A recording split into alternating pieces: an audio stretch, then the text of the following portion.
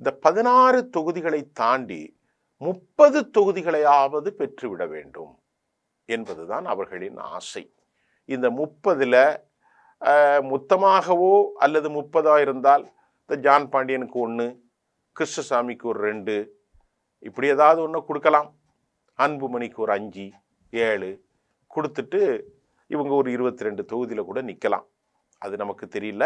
ஆனால் 30 தொகுதியில் பாஜக நிற்க வேண்டும் என்றுதான் அவர்கள் விரும்புகிறார்கள் என்ற தகவல்களும் வந்திருக்கிறது.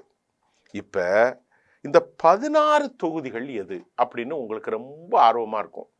அந்த லிஸ்ட்டை நீங்கள் பாருங்கள். முதல்ல ஸ்ரீரங்கம். இங்கே என்ன ஸ்ரீரங்கத்தை ஏன் கேட்குறீங்க?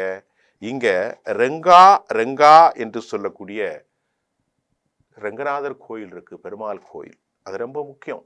ஆகவே ஸ்ரீரங்கத்தை திருச்சியிலிருந்து அவர்கள் கேட்கிறார்கள். இரண்டாவது காஞ்சிபுரத்தில் ஏகாம்பரேஸ்வரர் மற்றும் காமாட்சி அம்மன் கோயில்.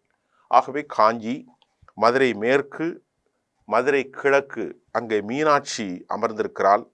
ராமேஸ்வரம் ராமநாத சுவாமி கோயில் இருக்கிறது.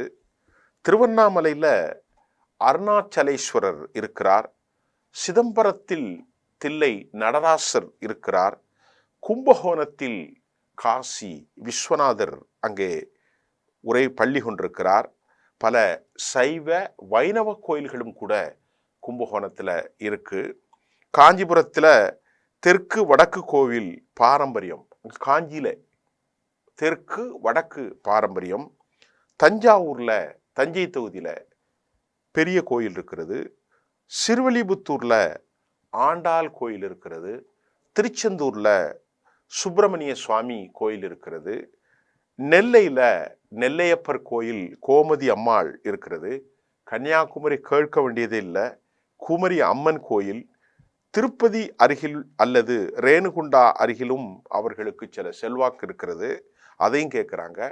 அதே போன்று கோயம்புத்தூரில் முருகன் மாரியம்மன் கோயில் நிறைய இருக்கான்.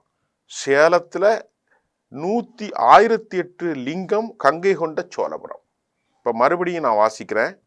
ஸ்ரீரங்கம், காஞ்சிபுரம், மதுரை மேற்கு கிழக்கு, ராமேஸ்வரம், திருவண்ணாமலை, சிதம்பரம், கும்பகோணம், காஞ்சிபுரம் தெற்கு வடக்கு, தஞ்சாவூர், ஸ்ரீவில்லிபுத்தூர், திருச்செந்தூர், நெல்லை, கன்னியாகுமரி, திருப்பதி, கோவை, சேலம், இப்படி முக்கியமான தொகுதிகள் எங்களுக்கு வேணும். இதெல்லாம் மற்றெல்லாம் வேற.